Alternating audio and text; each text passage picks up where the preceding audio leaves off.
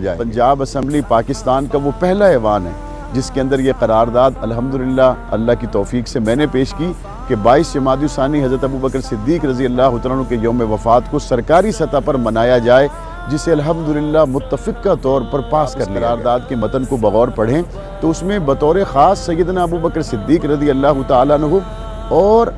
تمام خلفائے راشدین کا ایام ہائے وفات و شہادت کا تذکرہ کیا گیا ہے، جس سے یہ بات واضح ہو جاتی ہے کہ اس قرارداد میں صرف حضرت ابوبکر صدیق رضی اللہ عنہ کے یوم وفات کے حوالے سے ہی نہیں بلکہ تمام خلفائے راشدین کے ایام ہائے وفات و شہادت پر سرکاری سطح پر منائے جانے کا اہتمام کیا جانا چاہیے، جو کہ پنجاب حکومت نے متفقہ طور پر منظور کیا۔